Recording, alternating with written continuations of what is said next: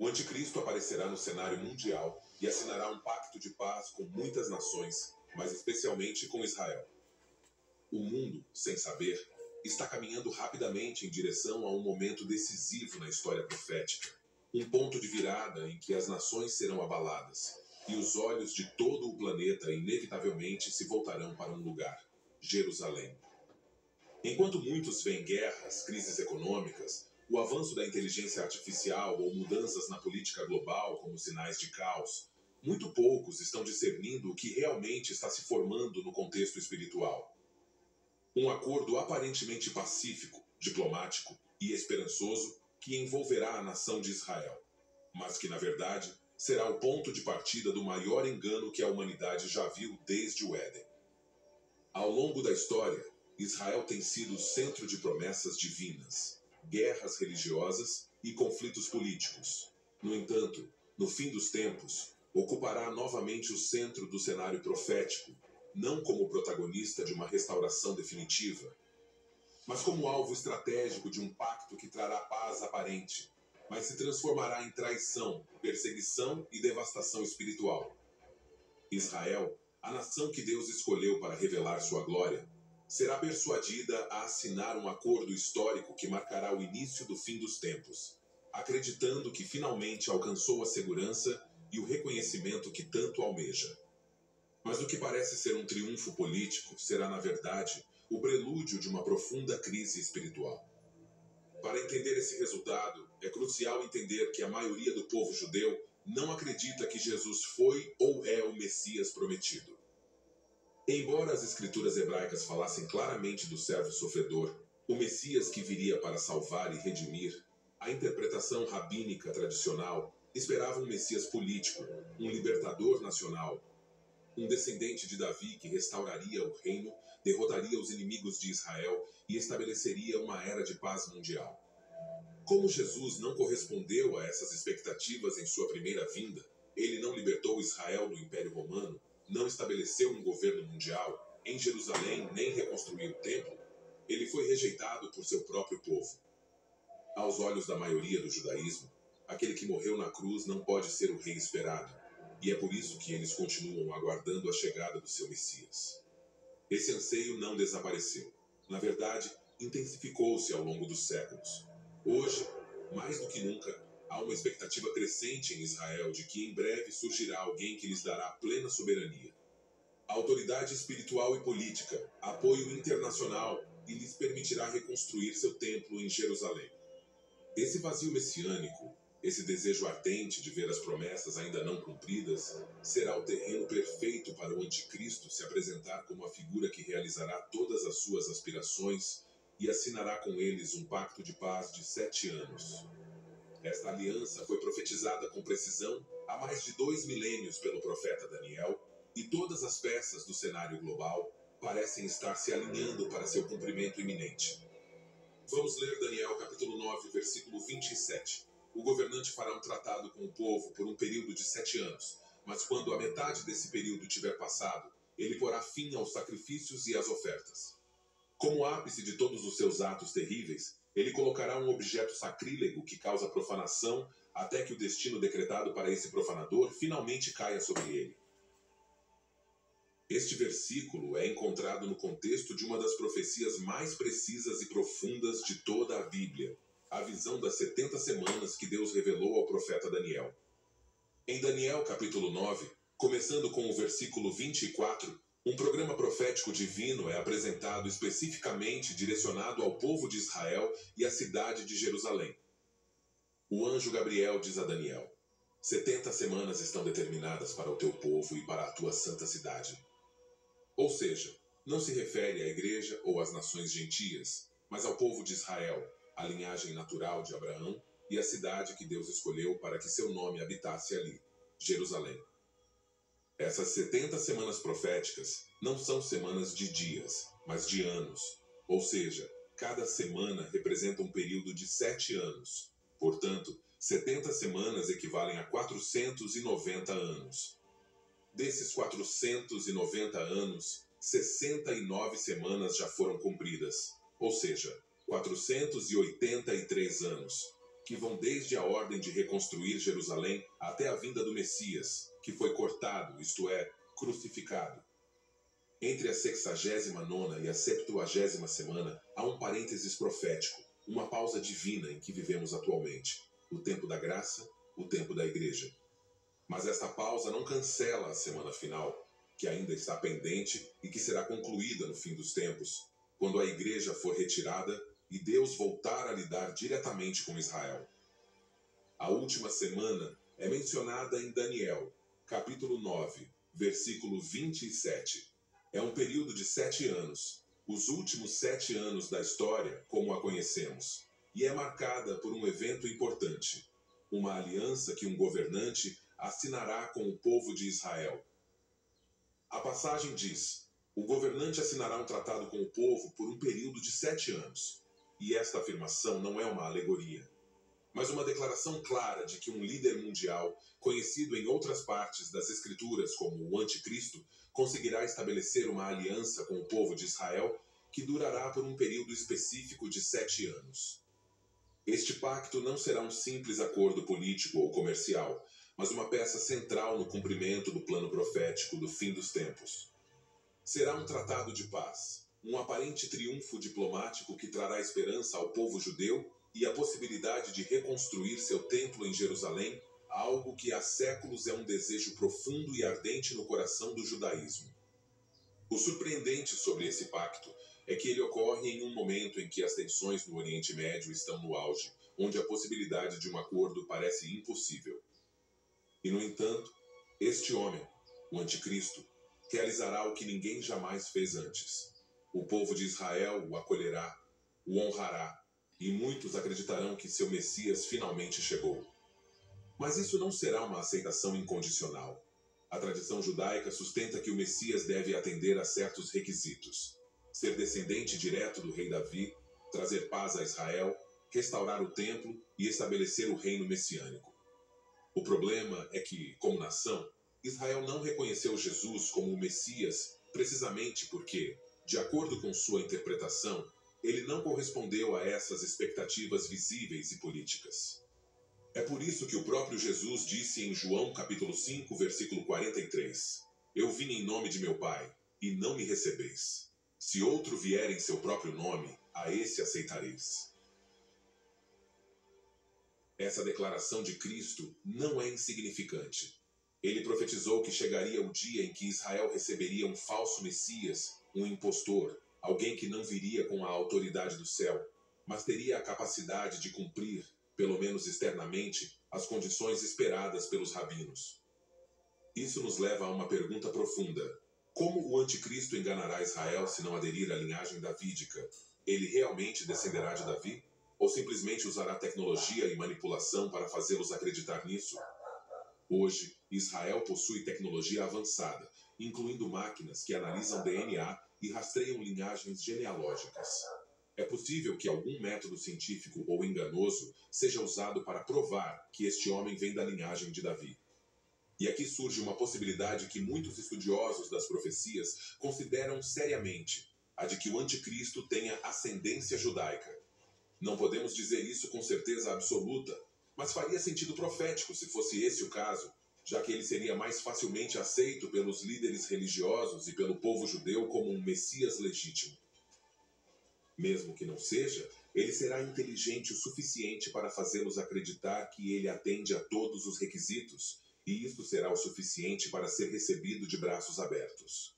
Este líder também facilitará a reconstrução do templo em Jerusalém, que é um evento crucial na escatologia bíblica. Mas aqui surge outro obstáculo aparentemente impossível. O Monte do Templo agora é ocupado por mesquitas muçulmanas, incluindo o Domo da Rocha e a Mesquita de Al-Aqsa, que são consideradas o terceiro local mais sagrado do islamismo. Segundo a tradição islâmica, foi deste mesmo local que Maomé ascendeu ao céu, e qualquer tentativa de tocar aquela área poderia desencadear uma guerra global. No entanto, a profecia bíblica indica que Israel conseguirá reconstruir seu templo ali e que os sacrifícios serão restaurados. Como isso será possível? Não sabemos ao certo, mas o que sabemos é que o anticristo terá o poder e a estratégia para conseguir isso.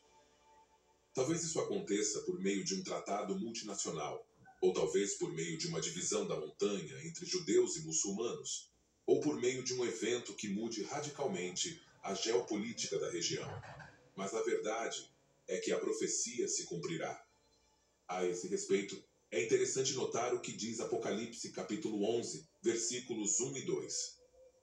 Então me foi dada uma cana semelhante a uma vara de medir, e me foi dito: levante-se e meça o templo de Deus, e o altar, e aqueles que ali adoram. Mas deixa o pátio que está fora do templo, e não o meças, porque foi dado aos gentios, e eles pisarão a cidade santa durante 42 meses. Se levarmos em conta que o livro do Apocalipse foi escrito por volta de 90 depois de Cristo, e que o segundo templo em Jerusalém foi destruído em 70 depois de Cristo, devemos necessariamente assumir que o templo que João viu em sua visão e que ele deveria medir seria um novo templo, o terceiro templo. Aquele templo, reconstruído com entusiasmo, será profanado pelo próprio homem que o promoveu, porque na metade dos 7 anos ele quebrará sua aliança e interromperá os sacrifícios. Observemos o que diz Daniel capítulo 9, versículo 27. Mas quando tiver passado metade do tempo, ele acabará com os sacrifícios e as ofertas. Como ápice de todos os seus atos terríveis, ele colocará um objeto sacrílego que causa profanação até que o destino decretado para esse profanador finalmente caia sobre ele. Esta declaração nos mostra uma mudança drástica nas ações do anticristo. O que começa como uma falsa paz e uma aparente realização messiânica para Israel, com a restauração do templo e do sistema de sacrifícios, se transforma em traição total, uma violação violenta da aliança. No meio da semana, ou seja, 3 anos e meio após o início do tratado, o anticristo interromperá os sacrifícios e as ofertas. Este ato não é casual nem político, é um ato deliberadamente espiritual. Ele busca cortar a adoração a Deus, profanar o sagrado e colocar no lugar santo um objeto, possivelmente uma imagem de si mesmo ou de um sistema idólatra, que será a expressão máxima da blasfêmia. Isso é consistente com o que Paulo escreveu em 2 Tessalonicenses, capítulo 2, versículo 4, quando ele diz que o homem do pecado se assentará no templo de Deus, proclamando-se Deus. Também se harmoniza com as palavras de Jesus em Mateus capítulo 24, versículo 15, quando ele alertou sobre a abominação da desolação falada pelo profeta Daniel, ressaltando que esse seria o momento-chave para fugir, porque a grande tribulação começaria. Este ato de colocar um objeto sacrílego no templo será o ápice de todos os atos terríveis do anticristo, trazendo consigo a maior crise espiritual e nacional para Israel. O que começou como uma aliança de esperança se transformará em um pesadelo de engano. O anticristo não apenas trairá Israel, mas também se exaltará acima de tudo o que se chama Deus ou é adorado. A partir daquele momento, os últimos 3 anos e meio serão marcados por perseguição, julgamento e angústia, como nunca antes. Prestemos atenção ao que nosso Senhor Jesus Cristo disse no Evangelho segundo Mateus, capítulo 24, versículos 15 a 22. Portanto, quando virdes no lugar santo a abominação da desolação, de que falou o profeta Daniel, quem lê, entenda. Então, os que estiverem na Judéia, fujam para os montes. E quem estiver no terraço, não desça para tirar alguma coisa da sua casa. E quem estiver no campo, não volte atrás para buscar a sua capa. Mas ai das que estiverem grávidas e das que amamentarem naqueles dias. Orai, pois, para que a vossa fuga não aconteça no inverno nem num dia de sábado. Porque haverá então grande tribulação, como nunca houve desde o princípio do mundo até agora, nem jamais haverá. Se aqueles dias não fossem abreviados, ninguém se salvaria. Mas por causa dos escolhidos serão abreviados aqueles dias. Este evento, anunciado séculos antes por Daniel, marcará o ponto de virada na história final do mundo. A abominação da desolação representa uma profanação direta e blasfema do lugar santo de Deus, uma intrusão demoníaca que será realizada pelo anticristo no fim dos tempos. Jesus está alertando especificamente um grupo específico de pessoas, os da Judéia. Essa menção não é genérica nem simbólica. Jesus está se dirigindo ao povo judeu da região da Judéia, o coração do antigo reino de Judá, a região ao redor de Jerusalém. Por que essa especificação geográfica? Porque o cumprimento literal dessa profecia ocorrerá em Israel. O templo será reconstruído em Jerusalém, e será lá que o anticristo se manifestará abertamente, profanando o altar e sentando-se no lugar santo como se fosse o próprio Deus. Quando isso acontecer, o Senhor diz: aqueles que estiverem na Judéia, fujam para os montes. Ele não diz para se prepararem espiritualmente. Ele não diz para orarem. Ele diz para fugirem, porque será o início da grande tribulação, e o epicentro dessa tempestade será a nação de Israel. Então Jesus pronuncia uma frase que deveria abalar a alma de qualquer leitor. Porque haverá então grande tribulação, como nunca houve desde o princípio do mundo até agora, nem tampouco jamais haverá. Esta frase é mais do que alarmante. Ao longo da história humana tivemos momentos de devastação. O dilúvio no tempo de Noé, a destruição de Sodoma e Gomorra, a queda de Jerusalém em 70 depois de Cristo, a peste negra que matou milhões, as guerras mundiais, o holocausto judeu que exterminou 6 milhões. Mas nada disso, diz Jesus, se compara ao que está por vir. A grande tribulação será um período de angústia cósmica, espiritual, política e humana sem precedentes. Será o período de maior escuridão na face da terra. As estruturas de poder estarão sob o domínio do anticristo. Leis serão elaboradas para perseguir e destruir os santos. Os céus estarão em tumulto. O caos reinará nas nações. Os demônios terão uma liberdade de ação nunca antes vista. O ódio contra Israel atingirá o seu ápice, e aqueles que invocarem o nome de Jesus serão caçados abertamente. Será o clímax do sofrimento humano, o clímax do engano e também o clímax do julgamento divino sobre uma humanidade que rejeitou a verdade. E é então que Jesus faz uma das declarações mais fortes do Novo Testamento. Se aqueles dias não fossem abreviados, ninguém seria salvo. Essa frase, ninguém seria salvo, não fala apenas da salvação espiritual. No contexto direto, refere-se à sobrevivência física. Se esse tempo não tivesse limite, a extinção humana seria inevitável. Isso nos diz que o nível de destruição, violência, guerra, fome, pragas, confusão e ódio será tão absoluto que nem mesmo os fiéis sobreviverão. Não haveria mais carne viva. Os exércitos do anticristo destruiriam tudo o que se opusesse a eles. E o mais assustador de tudo, a humanidade ficaria descontrolada, pois o Espírito Santo teria cessado seu ministério de contenção, e o pecado operaria com todo o seu poder. Mas então, no meio dessa paisagem de horror profético, Jesus introduz uma frase que revela graça em meio ao julgamento. Mas por causa dos eleitos, aqueles dias serão abreviados. Quem são esses escolhidos? São aqueles que pertencem a Deus, aqueles que creram em seu Filho, aqueles que perseveraram até o fim. Mas também, e especialmente neste contexto, refere-se ao remanescente fiel de Israel, aquele grupo que, em meio às trevas, abrirá os olhos e reconhecerá Jesus como o verdadeiro Messias. E é aqui que a chocante profecia de Zacarias, capítulo 12, versículo 10, se cumpre. E derramarei sobre a casa de Davi e sobre os habitantes de Jerusalém um espírito de graça e de súplicas. E olharão para mim, a quem traspassaram, e prantearão por ele como quem pranteia por um filho unigênito, e chorarão por ele como quem chora pelo primogênito. Naquele momento de angústia nacional, quando tudo parece perdido, Deus tocará o coração do povo judeu. Eles não verão mais Jesus como o carpinteiro de Nazaré, nem como o falso profeta que seus pais rejeitaram. Eles o verão como ele realmente é, o cordeiro que foi traspassado, o filho do Deus vivo, o rei prometido. Eles o contemplarão com lágrimas, com tristeza, com arrependimento. Eles o reconhecerão, eles o aceitarão. E Deus não os rejeitará. Ele os reunirá, os perdoará e iniciará a restauração final de Israel. Nesse sentido, o versículo 27 do capítulo 9 do profeta Daniel também contém uma esperança final. Ele declara que esse ato de profanação não durará para sempre, mas durará até que a condenação decretada para esse